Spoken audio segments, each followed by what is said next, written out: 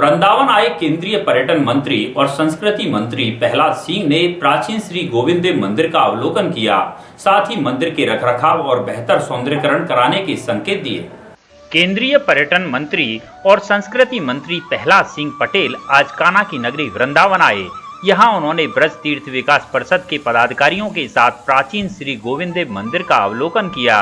इस बीच ब्रज तीर्थ विकास परिषद के उपाध्यक्ष शैलजाकांत मिश्र और सीईओ नागेंद्र प्रताप समेत अन्य अधिकारियों से मंदिर के सौंदर्यीकरण को लेकर चर्चा की। केंद्रीय मंत्री ने कहा कि गोविंद देव मंदिर भारतीय पुरातत्व सर्वेक्षण विभाग के संरक्षण में है।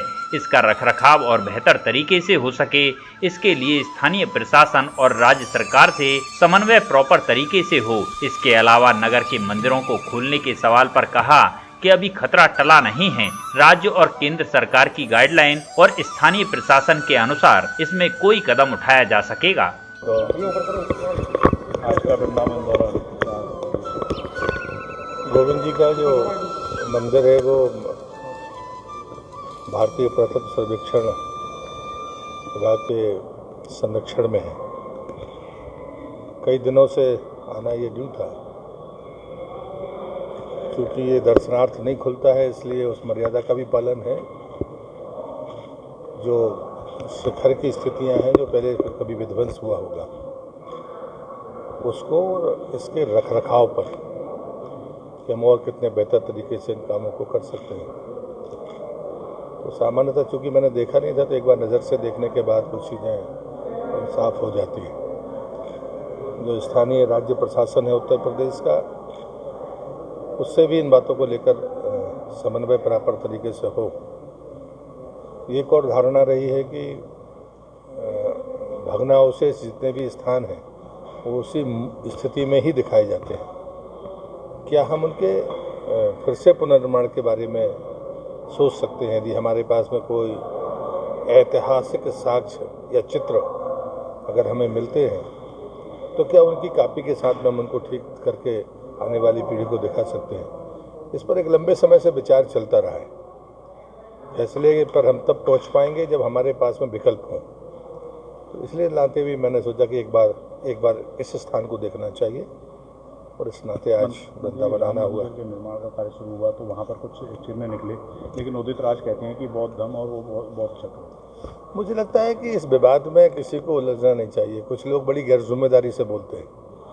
हमें तीन बातें ध्यान रखनी चाहिए: हमारा इतिहास, हमारा विश्वास, हमारी आस्था और हमारे पुरातात्विक साक्ष्य, जिस पर माननीय उच्चतम न्यायालय ने अपना फैसला दिया।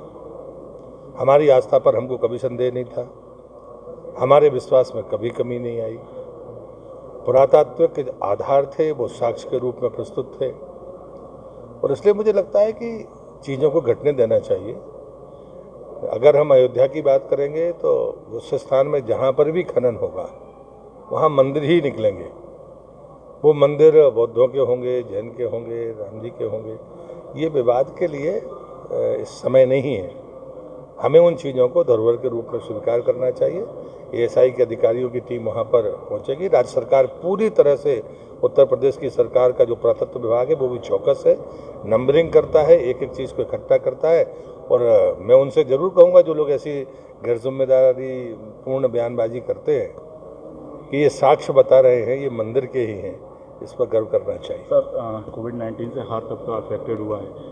टूरिस्ट डिपार्टमेंट भी इफेक्टेड है, टूरिस्टों का ना आना सबसे बड़ी दिक्कत है। तीर्थ पुरोहित इफेक्टेड है, पुजारी इफेक्टेड है। इसको लेकर के कोई योजना आपकी? नहीं, हम सबसे पहले बंद हुए और सबसे बाद में शायद शुरू होंगे, लेकिन सरकार ने जो काम किए वो सब जानते हैं। पर इन कठिनाइयों को सरकार की जानकारी में है कि पुजारी वर्ग जो खाली मंदिरों के पूजन से अपने जीविका चलाता था, पर हमारी राज्य सरकारों ने और इस बारे में कदम उठाए हैं, और सामाजिक संस्थाएं, उन सबको मैं हृदय से आभार व्यक्त करता हूं।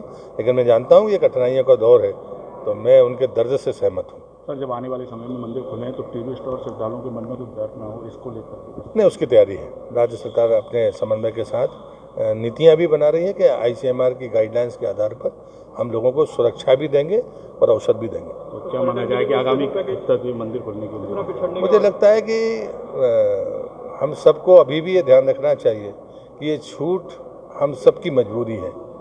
जैसे आपने बताया ये कष्ट है, लेकिन अभी खतरा कम नहीं हुआ। इसलिए सावधानी और सुरक्षा के साथ ही हमको कदम दर कदम आगे बढ़ाना चाहिए। रोज़ी भी ज़रूरी है, लेकिन जान भी ज़रूरी है, और इन दोनों के बीच में समन्वय बैठाने के लिए मैंने गाइडलाइंस की बात की है। तो मुझे लगता है हम जो भारत सरकार के निर्देश हों, राज्य सरकार के निर्देश हों या जिला प्रशासन के निर्देश हों, इनका हमें अक्षरशः पालन करना चाहिए। मैं केंद्र का मंत्री हूँ, लेकिन स्थानीय प्रशासन की मर्जी के बगैर मुझे कुछ नहीं करना चाहिए।